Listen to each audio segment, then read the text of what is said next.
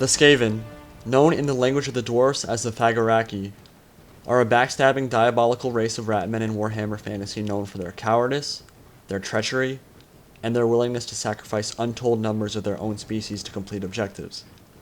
This video will cover some Skaven lore and background information. I'll talk about possible legendary lords for the faction, when we might see them make it into the trilogy, and I'll do some projecting on how Creative Assembly will implement gameplay mechanics to do this race justice and make them feel unique in Total War Warhammer. I found this passage about the Skaven, and I think it does a better job explaining their race in a nutshell, better than I ever could in my own words. Out of all of the mortal civilizations within the greater world, no single race, neither the ruthless barbarian tribes of the north, nor the savage greenskins of the east, can be compared in terms of instability to that of the Skaven under Empire. The Skaven race as a whole is extremely divided, often far more divided than perhaps any other race known in existence. Such ruthless lack of cooperation stems from the Skaven's insatiable need to survive and reign tyrannical over his other brethren. To every Skaven, there is no such thing as pity, remorse, compassion, or cooperation. There is simply survival. Survival in a turbulent society that only spares those that possess the brute strength, the extreme cunning, and the vicious instinct to outmaneuver and kill the opposition, no matter the cost or the body count of either friend or foe. Though no matter how divided their race may be, they are nonetheless unified in a single cause, and that cause is to conquer the surface world and bring about the Great Ascendancy, where it is said that the horned rat's children will swarm across the face of the earth and claim all of it as their own. The origins of the Skaven race likely lie in an old story known as the Doom of Kavzar. Legend tells of a mysterious stranger who came upon the ancient city of Kavzar, likely located in the southwest of the old world near Telea and Estalia, and when he came upon the city he saw a massive tower being built. The inhabitants had struggled for generations to finish this massive structure, rising from a great hole in the center of their city. The man offered to finish the tower in a single night, if the population would but allow him to leave a single inscription for his own gods.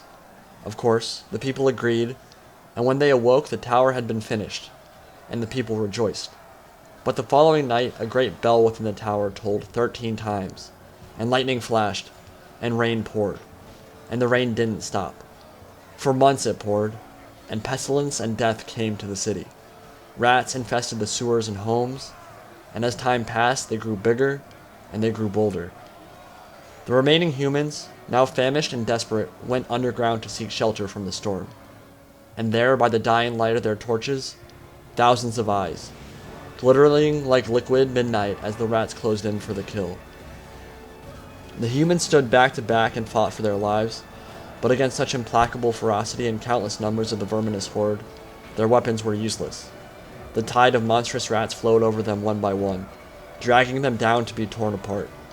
The yellow chiseled teeth sinking into soft flesh, the dark tufted mass drowning their pitiful screams with their hideous chittering. And Skaven Blight, the decay-ridden nexus of the Under Empire, was born. So basically rats make great pets, and this story is fun for the whole family. Skaven are really great guys. We'll get into the specifics on the Skaven themselves very, very soon, but first you should understand the aura of mystery that surrounds this race. It's really interesting because many of the other races in Warhammer refuse to even acknowledge that Skaven exist, even when presented with overwhelming evidence. This is known as the Conspiracy of Silence, and it most notably affects the Empire, but it does reach out to some of the other races as well. The official stance in the Empire is that there are no such things as Skaven. The few times a dead Thagaraki is found, they are explained away as some form of beastmen or mutation. Or the assassins of Clan Eshin assassinate respected individuals in the Empire who seek to expose their race. Most scholars who believe in Skaven, and there are some of those in the Empire, won't share this with anyone, because Empire citizens who believe in giant ratmen are usually considered insane, and their reputations are generally ruined. You do kind of have to laugh about that though, considering the Warhammer world Empire citizens live in. Giant cowmen with axes, that's cool, that's completely fine. Giant dinosaurs with fat frogs that can cast devastating magic and see the future, that's cool too. Pink balls of teeth and death that eat everything in sight, all good there. Gods capable of mutating aspiring champions into massive monstrosities of muscle and bone and insanity, 'tis natural. But man-sized rats, God, you are an idiot. I cannot believe you think those things exist. We can't be friends anymore. Now, once per year, the Grey Seers of the Ratmen race do cast a spell to conceal all ratkin from the Empire, and it isn't really clear if this spell actually does anything, but it probably does considering the fact that there are millions upon millions of Skaven in Warhammer, possibly billions, and the full extent of the Skaven Empire really isn't fully understood until Kislev and Nuln and a bunch of Empire cities are drowned in a swarm of vermin during the end times. Now let's talk about Skaven Society and psychology a bit. The tunnels that form their empire stretch basically across the entire world. Like I just said, there are millions, possibly billions of Ratmen in Warhammer, and as is a very common theme in Warhammer, if the Skaven could successfully unite and actually work together, they would overrun the entire surface world and everyone on it. Same can be said for the Greenskins as well. They are Skaven though, which means by their very nature they are deceitful, they are prone to backstabbing and murdering anyone to advance themselves, and such unifications are exceedingly rare. They're cowards with very, very few exceptions, but perhaps the one emotion that defines Thagaraki more than any other is fear. Fear is so common in the life of a Skaven that throughout the generations, they've actually developed a fear gland that releases musk whenever they're frightened. They fear each other, because the boroughs they live in are teeming with assassins and treachery, and more than anything they fear death, because life is all most Skaven have. They live in a very poor society, except for the strongest, most powerful, and richest individuals. Skaven society reflects this very deep distrust of one another. There are thousands of minor clans throughout the old world, each vying for power and wealth, and willing to do whatever it takes to secure their place in the Under Empire. It isn't uncommon for entire clans to be killed off by rivals. Their social structure is based off the color of their fur. Skaven born with white or gray fur are considered chosen by their deity, the Horned Rat, and become part of the ruling or the priest class. Below the priest class is the warrior class, made up entirely of Thagaraki black furs. This caste includes the Storm Vermin and the more elite warriors that will fight near the front lines of the Skaven Empire. The bulk of the population is made up of brown furs, the clan rats and the chaff, the things that get mowed down by the thousands during battle. And even below them are the slaves. Disease-riddled and weak, and if you played Vermintide, you know what they look like. But they're basically beyond counting. There are probably millions of slave rats in the Skaven Empire. The life of a Skaven slave, as you'd probably imagine, is miserable, but their massive numbers force enemies to waste ammunition and crucial time on them as the bigger threats move in for the kill. We'll talk more about Skaven army and tactics in a bit, but swarming and horde tactics, as you can probably imagine, are a big part of the Skaven military. For now though, to understand this race better, you need to understand their religion and their government. In real life, if you compare it to anything in our world, America and many secular governments obviously want a big separation of church and state, meaning that religious teachings aren't supposed to govern how an elected body passes legislation. But for the Skaven, religion and government are very closely intertwined. In fact, their set of laws, the Pillar of Commandments, are literally divine mandate, given to the race when their god, the Horned Rat, appeared in the flesh to end the great civil war that was tearing them apart.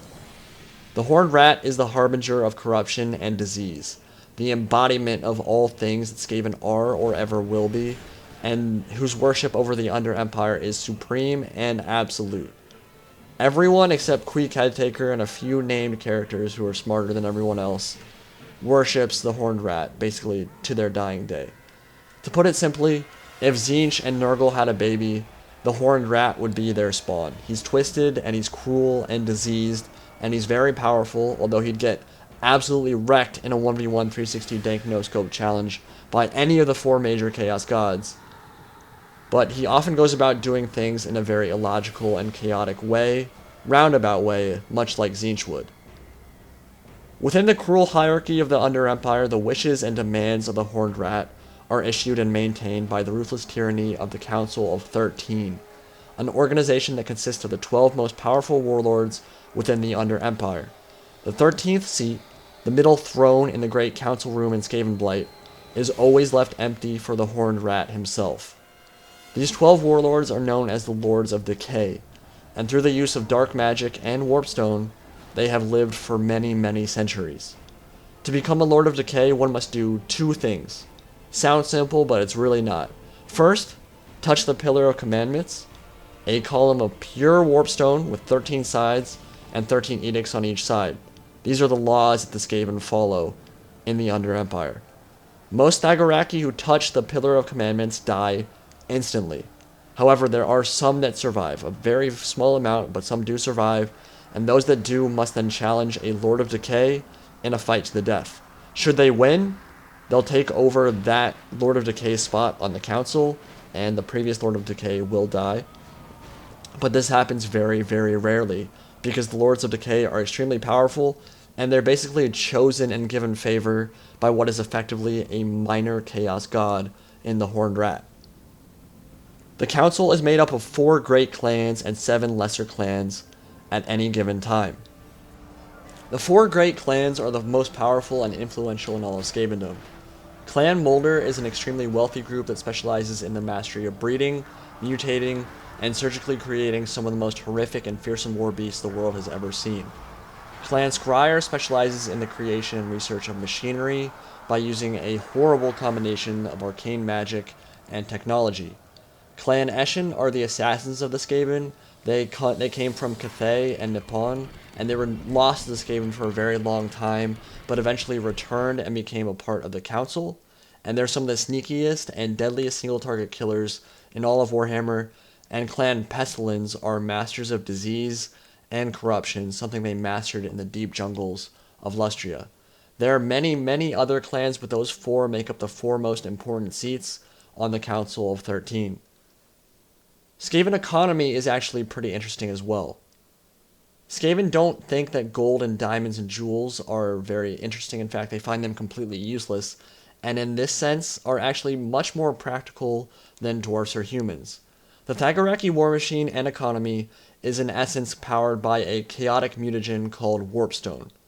Warpstone is basically solidified dark magic. It powers Skaven weapons like the Warp Lightning Cannon. It provides ammunition for Warp Black Jezzail sniper teams. And when powerful magic casters known as Greyseers chew on refined Warpstone, their powers swell and they can unleash even more devastating spells. It gives powerful Skaven vitality and longer lives, and has similar effects to psychoactive drugs in our world. So basically cocaine. Now before we move on to the legendary lords and gameplay mechanics, armies, and tactics that we will hopefully get to see in Total War Warhammer for the Skaven, I want to talk about one more faction, one more element of this race. Now the end times are hated by a lot of Warhammer fans, and I don't blame them because it heralded the destruction of a world they love. I didn't personally grow up with Warhammer, so I think I can look at it a bit more objectively than some people, although I can definitely understand where they're coming from about the end times. And while there are definitely some trash storylines and retconning from the end times, for example, like the Dark Elves and High Elves suddenly being okay with each other after thousands of years of Dark Elf rape and torture and murder on a genocidal scale, there were still some really cool storylines and characters in the end times. For example, the Great Ascendancy, in my opinion, is one of those really cool storylines. The Under Empire of the Skaven finally showing their full power on the surface world and destroying Morrslieb, the Chaos Moon, wiping out Lustria in the process, overrunning Nuln and many other imperial cities. But the reason Skavendom finally unites is the Horned Rat voices his displeasure with the Skaven race and, in particular, the Council of 13.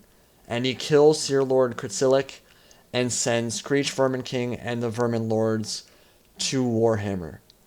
Now, the Vermin Lords are mirrors of the Lord of Decay, but they're basically Skaven Daemon Princes, and they're even more powerful. Originally mortal, they were chosen by the Horned Rat to become his avatars, and they are, in my opinion, some of the best tabletop models in Warhammer.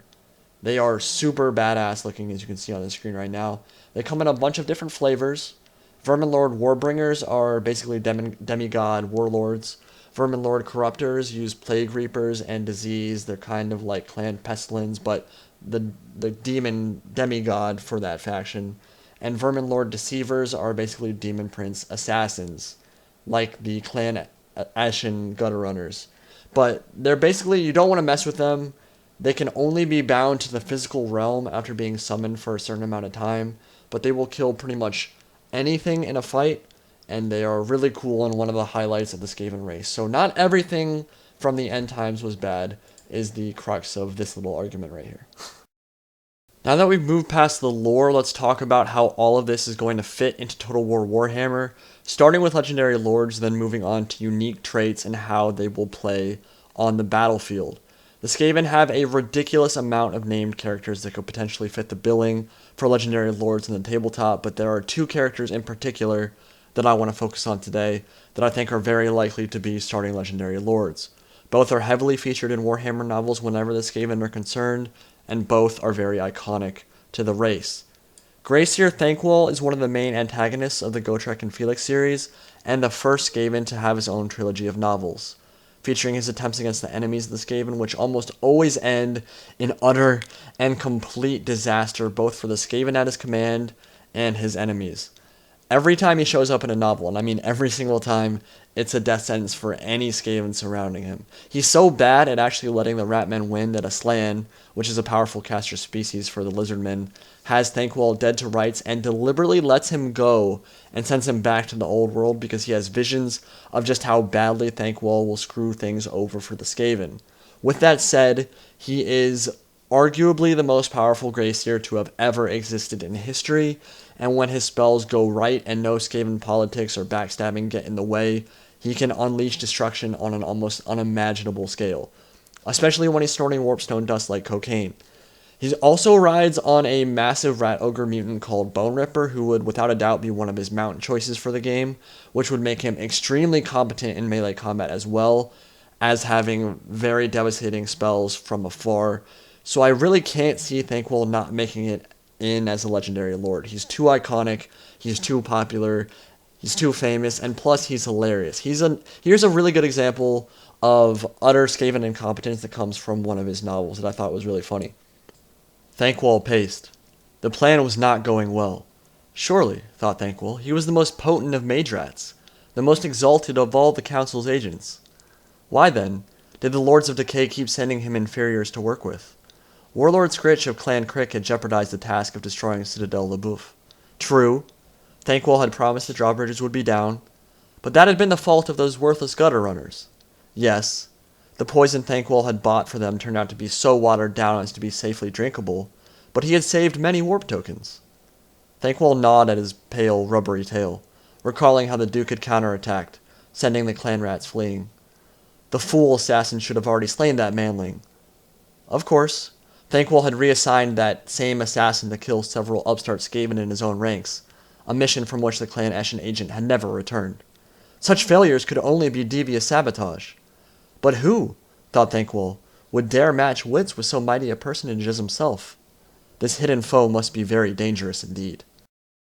So Thankwall combines the lovable incompetence of Skaven with utter malevolence, evilness, and magical prowess that characterizes the Grayseers. He is perfect for Total War Warhammer, and I'd say there's a 90% chance he's going to be in when Skaven are released, which I have a feeling will be as DLC in the first game. I could be wrong. They might be a headlining faction for the second or third expansion, but I've heard hints, and only hints. Literally nothing even remotely confirmed, but I cannot and will not divulge where or how I heard, but there's a possibility that they're going to be in the first game. We'll see soon enough. I don't know. I'm just saying that right now. It is my personal opinion, without much evidence at all, that they might definitely be in the first game. So you can take that as you will.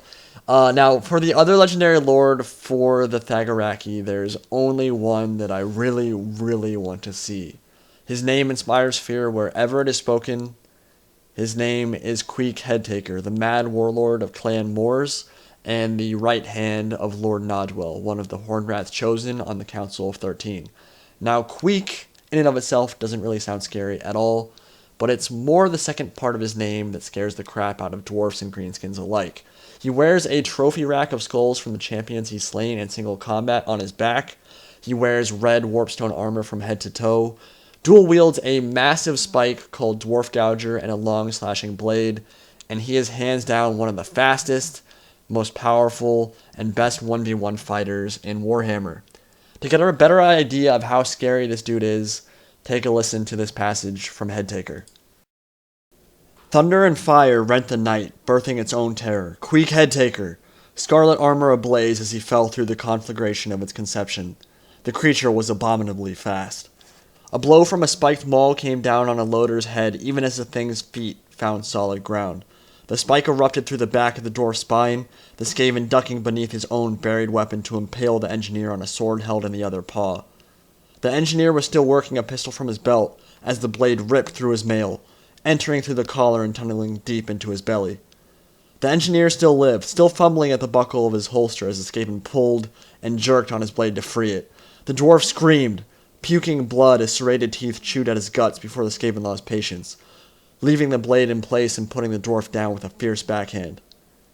Handrick gawped as the Skaven continued his lone rampage. For the first time, he noted the swaying trophy rack like half of a morbidly spoked wheel above the Skaven's shoulders. He saw the trophies that nestled atop it like vultures, a Dawi skull among them. His heart turned to stone at such a violation of an honored ancestor. So this was the infamous Headtaker. His reputation served him well. The surviving gun crew abandoned their machine, turning to flee for the safety of the dwarfish line. The Headtaker pounced on the back of the slowest. The claws of one paw burrowed deep into the screaming dwarf's scalp as the other sank into the unguarded flesh of his armpit. The Skaven warlord heaved the struggling dwarf from his head before clamping its fangs around his neck. "Valia, shield her children," Logan breathed, as the dwarf's spine snapped, blood running in rivulets down the warlord's muzzle. Still, the Headtaker thrashed his head from side to side with the dead dwarf in his bloody jaws like the prize of a hunt. Handrick was compelled to look away as the Headtaker's efforts finally ripped the dwarf's head from his shoulders. Blood fountained, dappling the abandoned organ guns with its dark blessing as the warlord opened his jaws to lap at the sticky rain. So yeah, not really for the faint of heart, but it does characterize Queek perfectly. He's fast, he's deadly, he's masterful in combat, and he's gonna take your head off one way or another. Also interesting to note, he's really good at sniffing out ambushes and treachery within his own race. So he is intelligent, but he's also half mad or full mad. He's insane.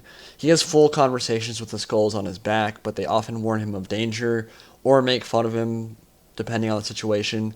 And each of these skulls has its own personality. Even though he is actually verifiably insane, he does use this to his advantage, making other characters think he's stupid or slow. And he's definitely not. He's very intelligent. He knows how to manipulate other Skaven or other characters. But there are times, like in that passage I just read, where his desire to go straight in and 1v1 nerds gets him into trouble and his troops into trouble. He leads from the front, though, which is very rare for the Skaven, and he's really quite brave. Both of those traits are very rare in Skavendom, even among the named characters and champions of the race. Headtaker is perfect for Total War Warhammer as well, and this combination, Grace Deer Thankful and Headtaker, would get so many people excited to play Skaven, I think, although I'm definitely interested to hear what you guys think about who you want to see as named characters or lords instead. I think this combo just perfectly fits the billing for Creative Assembly's duality when it comes to legendary lords, where one is a melee powerhouse that goes straight into combat, and the other is a magic caster who prefers to buff troops and unleash devastation from a safe location. Creative Assembly is going to have their work cut out for them, making Skaven feel like Skaven in Total War Warhammer. Losing an entire unit should feel like it means absolutely nothing when playing as this race. In fact, you should be encouraged to throw tons of crap troops into the grinder to get chewed up and spit out. To put Skaven tactics simply, you tarp it with a bunch of slave rats and clan rats, meat shielding with them, letting them soak up the charges and ammunition of higher tier units, and you should be encouraged to bring a lot of tar pits. And I have some suggestions on ways to encourage that. But once the enemy is tied down by your meat shields and occupied with the slaves, rattling gunners and scryer machinery like warp lightning cannons, poison wind Globa Deers, and rattling gunners should open fire into the melee blob, killing many Skaven of course, but also killing elite troops of the enemy. Doom Flayers and Rat Ogres and Helpit Abominations. Oh my god, please let there be Helpit Abominations for Skaven. Those should be operating as shock troops, looking for hammer and anvil opportunities, with Doom Flayers functioning kind of like Scythe Chariots in Rome 2. All of those units looking for hammer and anvils, looking for flanking opportunities to get in and cause some chain routing. Throw in maybe a unit of gutter runners to lock down and assassinate the enemy general with guerrilla deployment, maybe some Warplock Jezzails to do some skirmishing at the beginning of a match, and you've got Skaven down in a nutshell. Now, CA should encourage friendly fire and blobbing with crap meat shields by adding a few special rules from the tabletop that make them feel very unique. We've already seen some of these with the Legendary Lord faction posters for the Empire, Greenskins, and Dwarfs. We've seen the unique traits that each of the Legendary Lords will have, but there are 3 special rules that I think need to get added in particular. Strength in numbers, life is cheap, and lead from the back. Now, strength in numbers is a special rule that in Total War Warhammer would give Skaven a huge morale buff when operating with a certain number of units next to them. Skaven slave rats should not rout on contact despite being crap troops. They shouldn't just go into melee and rout right away.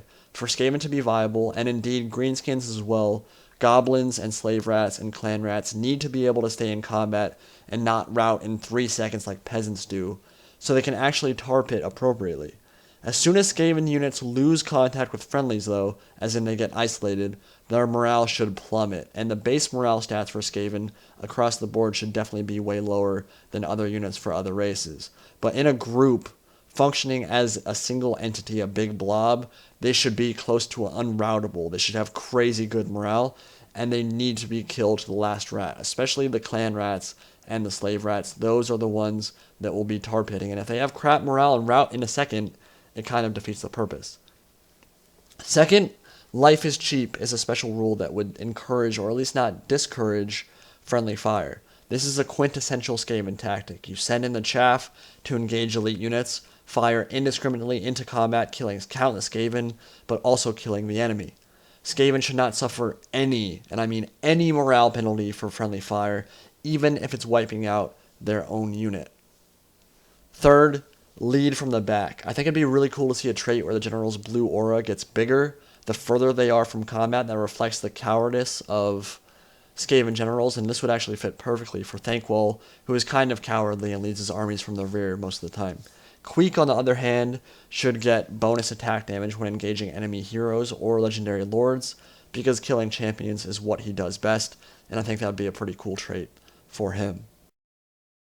It's important to remember that the Thagaraki are a horde race, and to make them feel like a horde, Creative Assembly has some options on their implementation on the battlefield. The most obvious option is to give Skaven units 50 to 100% more men per unit when compared to Empire or Dwarf infantry formations. If a standard Empire swordsman unit has 120 men, a unit of Skaven slaves should have 250 to 300 men if we're being realistic about technical limitations. Lore-wise, 500 to 1,000 per unit wouldn't even be remotely out of the question, but this is a game that has to run on people's computers. We do have to remember that. So with that in mind, it's possible we won't even see bigger unit sizes for the Skaven at all. It might be 120 units, or 120 men in a unit for a slave rat, just like it would be for an Empire swordsman, which would be disappointing. We'll see how CA decides to handle that.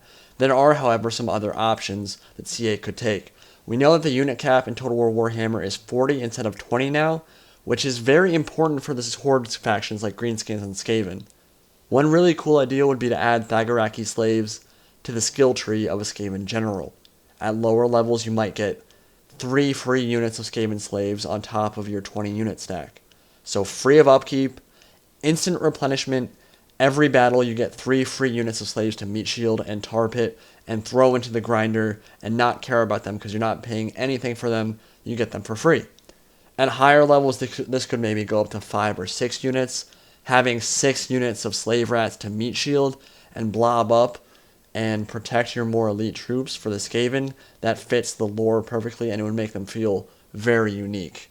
As Skaven, you should pretty much always outnumber your enemy, and to make Skaven, or for that matter, Greenskins, feel right, tar pits and crappy meat shields need to be worth bringing, and they need to make your army bigger than your opponents. Now, I almost feel like for this race to be done right, the slave and clan rats need to have way bigger unit sizes. If we're talking about multiplayer, obviously there's no way CA is going to shape the balance around each faction, bringing lore-friendly armies. People will always optimize their builds and find the best stuff, so it's super likely a Skaven army in multiplayer might have 6 Storm Vermin as a core and only 2 or 3 slave rats, which of course wouldn't be lore-friendly at all because the slave rats would always vastly outnumber the elite troops, But that's just how multiplayer is going to work. Same for any other race. Nothing wrong with that. It's just how the cookie crumbles. So I think the tar pits need to have way more men per unit because multiplayer is max 20 units generally speaking, which means someone probably isn't going to invest in bringing 8 or 9 units of slave or clan rats to meat shield like would be lore friendly. So I think CA can make their army compositions look lore friendly while staying competitive by giving each slave unit a much bigger unit size, so maybe someone can bring 3 or 4 slave or clan rats and still have it look like a real Skaven army that's true to the lore. We're going to see how they decide to handle it, but that's kind of my thinking on it. For campaign, balancing politics with a Skaven should be quite challenging. There doesn't need to be a family tree. In fact, I think it's already been confirmed that there won't be one, at least for the first game. But Civil War should be pretty common if you aren't paying attention to politics and events, so there should definitely be some challenge in keeping the clans in line. With that said, a Skaven campaign could be really frustrating if rebel clans are rising up all of the time, so the system needs to be manageable, and some tooltips on how to manage it would be very useful, and that was actually one of my criticisms of the Civil War mechanic in Rome 2, was that it was kind of obtuse, and the game didn't really explain very well to you what was going on with the Civil War, or how to manage Dominion and control and prevent civil wars. But ultimately, I really wouldn't mind if CA moves away from those kind of mechanics for Total War Warhammer. People don't play Warhammer to worry about the nitty-gritty details of politics and economy. That is a part of Total War. It is important, and I understand why there are many Total War fans who would want those things to still be in the game. And I don't blame you for that at all. But for me personally, I would much prefer economy to be straightforward to manage. I don't want a bunch of improved buildings giving me ridiculous public order penalties for no reason. I'm looking at you, Total War Attila. And I want to be able to accumulate wealth, build cool units, and kill stuff. We play Warhammer to kill stuff and have awesome battles. And I want the AI units to get cool units as well. It's something that's been a problem in previous Total Wars. Obviously in Rome 2 we had full stacks of Levy Freemen, which is really boring to fight against as MLG as they are. But I don't want to see full AI stacks of Marauder plebs in late game. That's really boring. I want to see the cool, unique, awesome monster units and some of the best core units for Chaos when I fight them in endgame. And it does seem like Warhammer's moving in that kind of direction. They do seem to be streamlining it a bit, which people hate streamlining, but honestly in some ways I think it could be a very good thing. And they seem to be moving away from the public order penalties. I think that's actually already been confirmed that there won't be negative public order penalties for improved buildings in this game like it was in Attila. So for threats in the campaign, for a Skaven campaign, it should be very simple. There's going to be a 3-way war for the underground holds between greenskins, dwarfs, and ratmen, especially if they come as DLC in the first game. Now CA has already said that their regional occupation system might change in the second or third games. But for now, let's assume that it's not going to change. It hasn't been confirmed whether in later games that will change or not. So let's assume for now that the entire trilogy holds and human settlements will remain separate entities only certain races can capture. So if that holds true, as the Skaven, you're going to start in Skaven Blight, which is to the east of Astalia and to the northwest of Tilea. But you're pretty close to both of those. And you're going to want to quickly consolidate all of the holds in Astalia and Tilea, and then you'll have a choice of going north to the Grey Mountains and the Pale Sisters, the Pale Sisters are what separate the Bretonnia from the Empire, or you can go east through the Vaults, which are a mountain range, very tall mountain range, and through the Black Mountains, capturing holds as you go. If you keep going east a little bit further, Karaz-a-Karak, the jewel of the Dwarf Empire, is on that same latitude, so that would be a great prize to take as a base to expand into the Badlands and end your war against the dwarfs if you could capture their capital. Now, there are some very interesting hero choices for the Thagaraki as well that I think might make it into the game, will probably make it into the game. Greyseers are a very obvious choice. They are the magic users, similar to Bright Wizards, or any of the Empire mages or casters. But they do have their own lores, the lore of Ruin and the lore of Plague. Some pretty simple spells like Warp Lightning, which I'm sure we're going to get to see, that are going to cause damage to units and probably look very cool. Warp Lightning, just imagine bright green lightning shocking the crap out of units. It's pretty straightforward. But hopefully we're going to get to see the dreaded 13th spell as well. This spell is awesome, it's terrifying, and it's hilarious. It can basically wipe out an entire enemy infantry unit, and replace those infantry with clan rats. So it's on par with the Purple Sun of Xerius and some of those other end game spells, those end of the skill tree spells that can just wipe out entire units. I do expect it to be in the game. It's very iconic. People hate that spell. You either love it or you hate it. But it can also work on heroes. So seeing an Empire Witch Hunter grow a tail would be really hilarious, and I'd love to see that in the game. For another hero choice for the Skaven, Assassins from Clan Eshin would be another cool choice. I would expect that they would get some kind of guerrilla deployment and hidden while moving, like Kisho ninjas do in Shogun 2. In fact, honestly, I think they should be hidden until they're like 10 feet or 5 feet away from whatever target they're attacking while they're running. And they should not have a faction flag over their head either. Someone should really have to look out and be wary of Clan Eshin Assassins. I think that would be a really cool mechanic. Would be kind of gimmicky, but they should be good for killing enemy heroes and gun crews or cannon crews, that kind of thing. They should have really high single target damage. But again, it's kind of gimmicky. I doubt it's going to be super great in multiplayer, if they even work like that. Plague Priests and Warblock Engineers are two other choices that might make it in, but honestly I'd rather see the Clan Eshin Assassins and the Grey Seers. I do think that they're more likely to get added, but we might see the Plague Priest or the Warblock Engineers in there as well. Finally, let's get to the army roster for the Skaven, how it will translate to Total War, and look at how they might fit into the multiplayer metagame. Obviously, projecting how good they might be in multiplayer this far out is difficult, considering we don't even have the game yet or know how multiplayer is going to work, but I'm going to do it anyway because this is a multiplayer channel and I like talking out of my ass, so let's get into it. So the army roster for the Skaven is focused on numbers, as I've said. That should be pretty clear to you guys now. They're a horde faction. You slam thousands of chaff units into the front lines, while the special units and the casters and the clan scryer machinery do the real damage.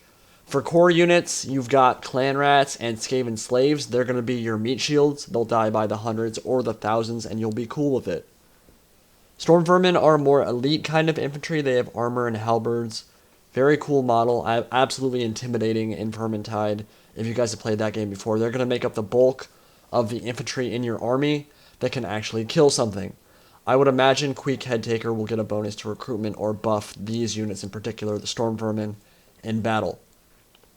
Now, the Night Runners are another core unit. They're a skirmisher unit with slings. They might be the only unit in Warhammer with slings. I'm not sure about that. But they might get guerrilla deployment. Not like that would be super useful in Total War for skirmishers. It's the same thing with Dwarf Rangers, honestly.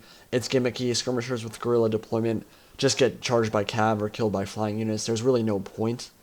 But they might be an okay skirmishing choice as a skirmish line. That remains to be seen, but I can see them being decent.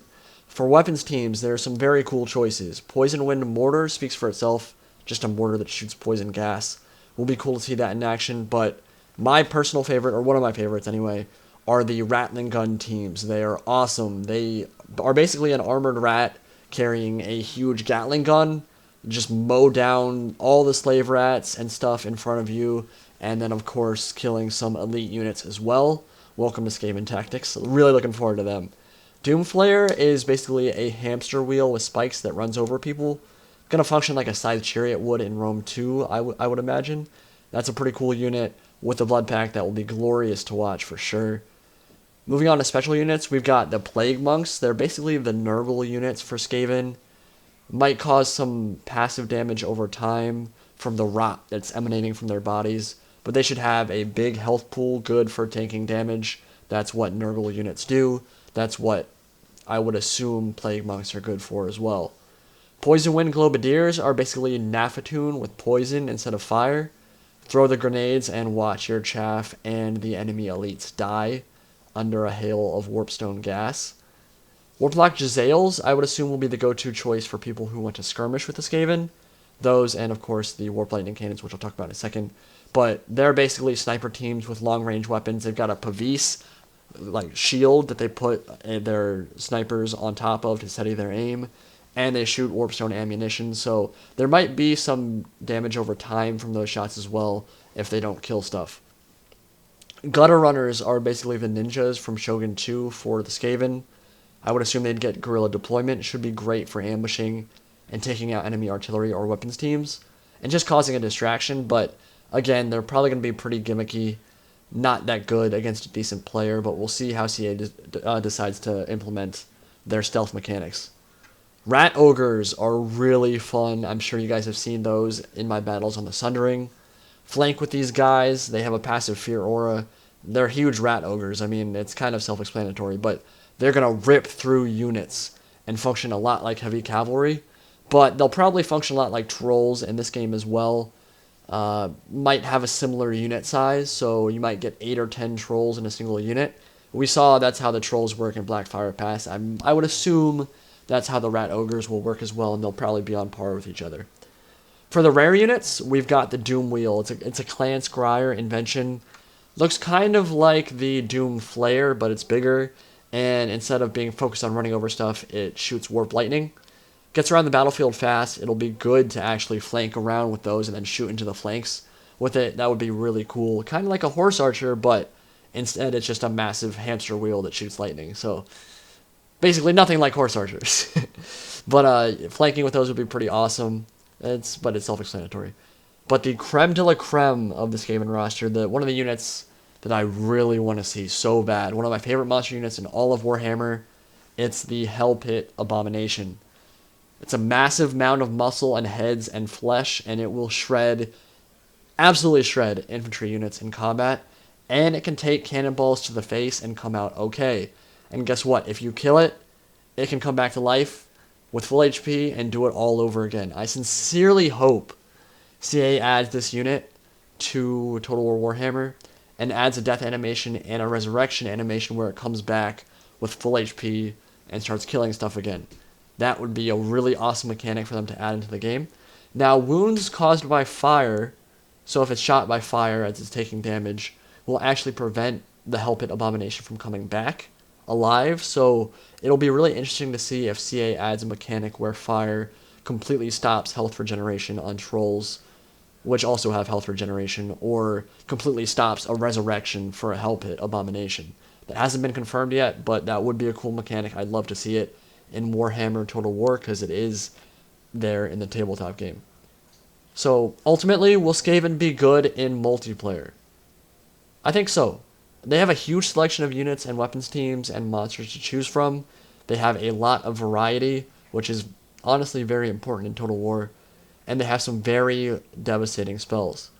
Honestly, all they need is some precursor javelins on their slave rats, and GG, they'd probably be the best faction in the game, hands down. They do lack really strong mainline infantry units. Storm Vermin can hold a line for sure, but they would be, at least they should be, inferior to the mainline infantry of plenty of the other races in Warhammer.